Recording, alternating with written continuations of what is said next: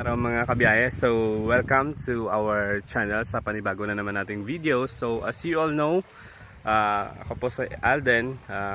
Welcome sa Alden Vlogs and also welcome to my channel. So bago natin simulan yung topic natin ngayong araw, so don't forget to subscribe and of course press the bell button, paki-like and share para maging updated sa susunod nating video.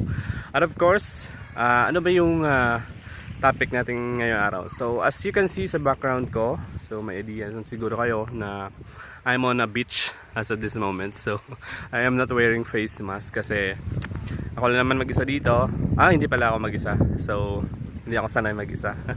So kasama ko yung mga pamangkin ko. So apat kami ngayon dito.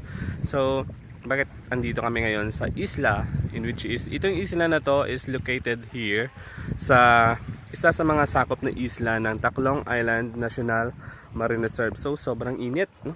Mabuti pa yung araw mainit. Yung jowa mo malamig na. So joke lang.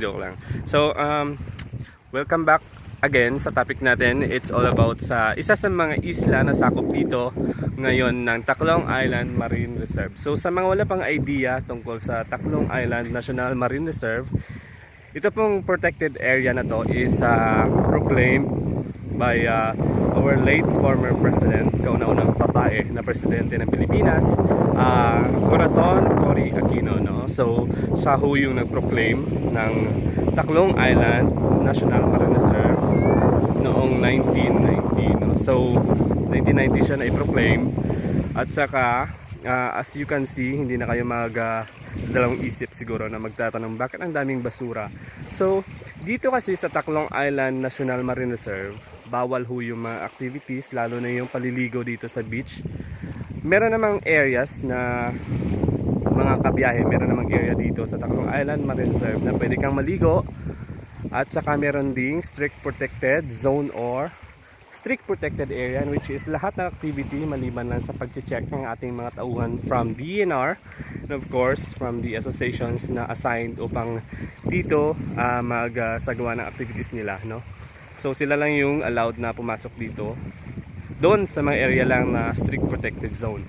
So may swimming area din na designate sa mga turista na gustong pumunta dito na mag island hopping. So pwede kayo mag stop over sa mga beach areas na allowed lang na gumawa ng docking at saka syempre swimming, no? So sa mga gusto pong pumasyal dito sa may Tacloban Island National Marine Reserve, bukas na po yung turismo dito for both local and siguro hindi pa ngayon yung international tourist natin, bawal pa, no, dahil sa pandemic, no? So sa mga karatig area lang, karatig barangay, isla or province or mga kabansa na lang natin, no? In short, pwede na kayong pumunta dito sa Tacloban Island National Marine Reserve as long as sumusunod lang ho tayo sa protocol na pinapatupad ngayon ng IATF natin.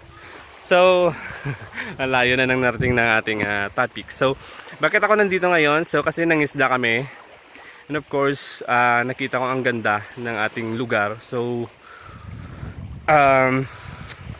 sabi ko mag-video ako tungkol sa Tacloban Island National Marine Reserve. So sino ba yung mga tao na involved dito sa Tacloban Island National Marine Reserve na sila yung inaatasan na maging taga-protekta ng ating lugar or ng ating Marine Reserve? So at the first time na na-proclaim itong Tacloban Island National Marine Reserve, may dalawang barangay na naging apektado yung mga mangingisda natin, in which is the Barangay San Roque and of course the Barangay La Paz, no? So yung Barangay La Paz, isa sa mga area din na nasakop yung part ng Barangay La Paz sa pag-proclaim ng ating Tacloban Island National Marine Reserve. At the same time, yung isang barangay is yung ating Barangay San Roque, which is nasaan ako nanggaling, no? So doon din ako pinanganak. So dalawa sila na naging epektado. Maraming mga fishermen natin yung naging displaced dahil sa pagproklamar at saka pagprotection dito sa ating National Marine Reserve. So isa sa mga naging